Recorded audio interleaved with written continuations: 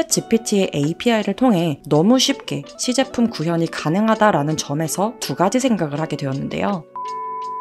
그렇다면 앞으로 개발자나 프로덕트 매니저 같은 기존의 테크 직군은 어떻게 될까요? 이 혁명에서 우리는 직업을 잃어버리게 될까요? 곰사원은 곰대표. 안녕하세요. 곰대표 똥곰입니다. 저는 현재 IT 회사에서 5년차 프로덕트 매니저로 일하고 있는데요. 오늘은 AI 기술과 프로덕트 매니저의 미래에 대한 영상을 준비했습니다. 지난 5월 오픈AI에서 새로운 GPT-4o를 공개했습니다. 기존의 GPT도 이미 놀라운 수준이지만 새로운 GPT-4o 데모 영상에서는 정말 실제 사람과 대화하는 것 같은 모습을 보여주었죠. 게다가 며칠 전 다트머스 공과대학교와의 인터뷰에서 오픈AI의 CTO 미라 무리치는 다음 버전인 GPT-5는 박사급 지능을 갖게 될 것이라고 이야기하기도 했습니다. 저 역시 최근 들어 IT 업계에서 같이 일하고 있는 개발자 그리고 PM 동료들과 앞으로 우리 미래가 어떻게 될 것인지 자주 이야기하곤 해요. 공통적인 것은 프로덕트 메이커로서 모두들 AI가 중요하다는 것은 알고 있지만 구체적으로 어떻게 영향을 받게 될지 아직 알 수 없어서 불안해하고 있다는 것입니다. 실제로 기술 산업 발전을 이끌고 있는 미국에서 최근 AI 분야 신규 일자리에 대한 연구가 있었는데요. 메릴랜드 경영대학에서 진행한 이 연구에 따르면 AI 분야의 신규 일자리는 42% 증가했지만 IT 업종 전체의 신규 일자리는 31% 감소했다고 합니다. 그야말로 AI 혁명이 일어나고 있습니다. 이 혁명에서 우리는 직업을 잃어버리게 될까요? 저 역시 AI와 산업의 미래에 대해 큰 호기심 그리고 약간의 불안감을 갖고 있다가 이번에 좋은 기회로 스파르타 코딩 클럽에서 주최한 무박 2일간의 AI 해커톤에 참여했는데요. 실제 생성형 AI 기술이 앞으로의 테크 프로덕트에 어떻게 접목될 수 있는지, PM의 역할은 어떻게 바뀌게 될지 밀도 있게 고민할 수 있었던 시간이었습니다. 오늘은 현직 프로덕트 매니저인 제가 AI 해커톤에 참여하면서 느꼈던 점과 AI 시대에 PM이 어떻게 커리어를 성장시켜야 할지 제 생각을 공유드리려고 합니다. AI 기술과 앞으로의 미래에 대해 한 번이라도 막막함을 느꼈던 분들이라면 오늘 영상 꼭 끝까지 시청해주세요. AI가 인간의 직업을 빼앗아갈지 모른다는 이야기를 하기에 앞서 우리가 이야기하는 AI는 무엇이고 AI는 어떤 일을 할 수 있는 걸까요? AI는 크게 General AI, 그리고 Narrow AI로 구분할 수 있는데 이 중 General AI는 인간과 동등하게 다양한 분야에서 유연하게 문제를 해결하는 AI 시스템을 의미합니다. 현재 General AI 기술은 존재하지 않고 우리가 이야기하는 AI는 특정 작업에 특화된 Narrow AI입니다. 그리고 이 Narrow AI의 카테고리는 전통적인 AI와 생성형 AI로 구분해 볼 수 있습니다. 챗GPT 같은 생성형 AI가 나타나기 이전 산업 전반에서 사용했던 전통적인 AI는 애플의 시리, 아마존의 알렉사 같은 음성 비서 기능, 혹은 넷플릭스와 아마존에서 사용하는 추천 엔진, 그리고 구글의 검색 알고리즘 같은 것이었습니다. 사전에 정의된 규칙에 따라 동작하지만 새로운 콘텐츠를 생성하지는 않는 AI들이죠. 즉, 사람들이 최근 일상에서 많이 이야기하는 AI는 AI 중에서도 생성형 AI에 집중되어 있습니다. 생성형 AI는 대규모 데이터셋을 기반으로 훈련된 딥러닝 모델을 활용해 텍스트, 이미지, 영상, 코드 등 다양한 콘텐츠를 생성할 수 있는 AI를 의미합니다. 생성형 AI가 존재하기 전에도 검색 알고리즘이나 추천 시스템은 왔지만 사람들이 AI가 우리 직업을 대체할 수 있다는 이야기를 하진 않았죠. 챗GPT 같은 생성형 AI는 유저의 질문에 따라서 새로운 데이터를 생성하기 때문에 일견 사람과 같이 사고하는 General AI처럼 보일 수 있기 때문인 것 같습니다. 따라서 AI가 앞으로 미래를 어떻게 바꿀까? 라는 광범위한 질문을 좁혀서 생성형 AI가 앞으로의 미래를 어떻게 바꿀까? 라는 질문을 한다면 고민의 범위가 조금은 명확해지지 않을까 합니다. 대중들에게 가장 유명한 생성형 모델로는 오픈AI의 GPT 시리즈가 있지만 사실 굉장히 많은 모델이 이미 시장에서 서비스되고 있습니다. 대표적으로 구글의 제미나이, 엔트로픽의 클라우드, 메타의 람다 등이 있죠. 즉, 생성형 AI 모델을 만들고 그 시장을 이끄는 회사들이 많이 있고 만약 생성형 AI 기술을 필요로 하는 프로덕트가 있다면 비즈니스 특성에 맞는 언어 모델을 사용해서 제품화할 수 있습니다.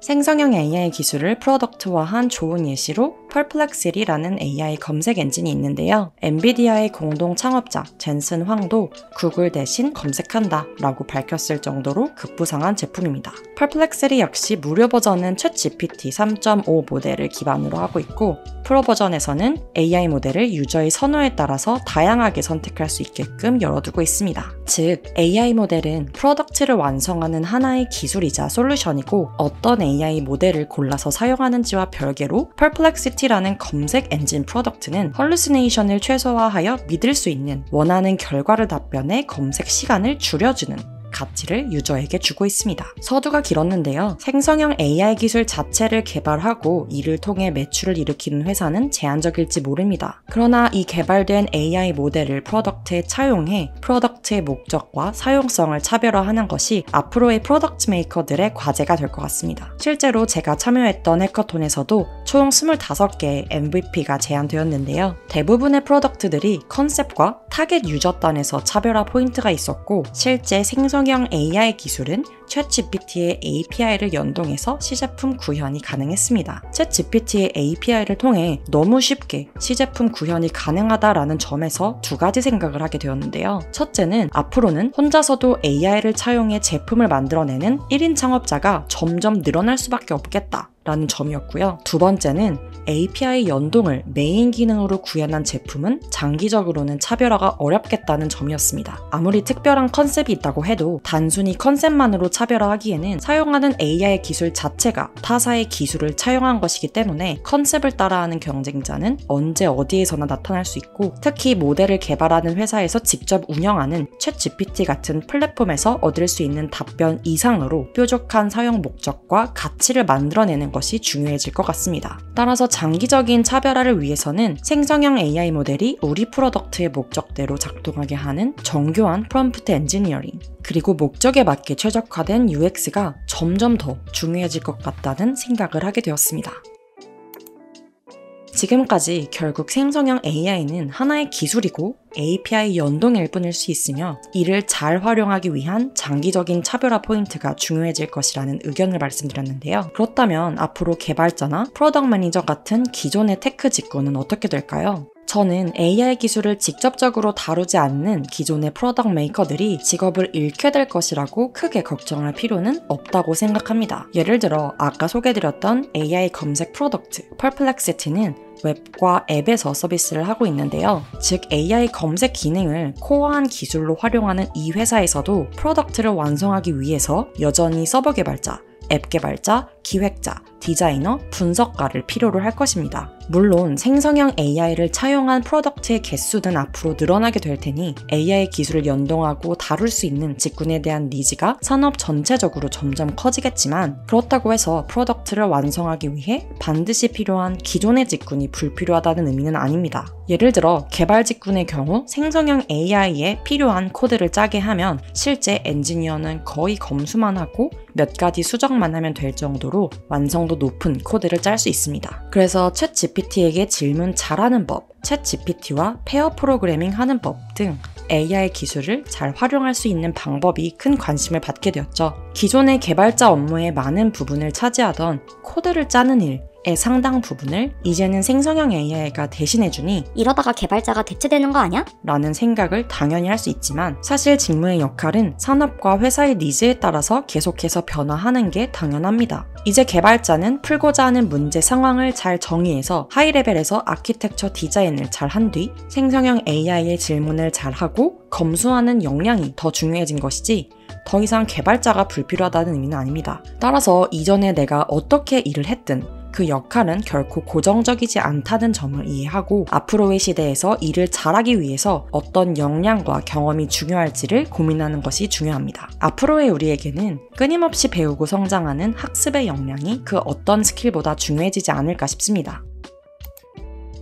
지난 5월 원티드랩에서 프로덕트 메이커들을 위한 오프라인 컨퍼런스를 열었는데요. 실패는 나침반이다를 집필하신 실리콘밸리의 개발자 한규용님의 강연에서 앞으로 우리는 어떻게 해야 할까? 라는 질문에 대해 공감 가는 답변을 얻게 되었습니다. 한규용님께서는 아직 오지 않은 미래에 조바심을 내기보다는 현재에 충실하되 일상 혹은 일터에서 새로운 기술을 조금씩 적용해보고 AI와 친근해지는 경험을 하려고 노력하는 것만으로도 충분하다는 말씀을 해주셨습니다. 조금 뒤처져 있으면 어떤가? 반드시 기술을 내가 선도해야 할 필요는 없다. 차라리 내가 원하는 것이 무엇인지 나에 집중하고 선도적인 남들이 만들어둔 기술을 조금씩 사용해보면서 변화를 두려워하지 않고 AI를 일상에서 활용하는 정도면 충분하다라는 것입니다.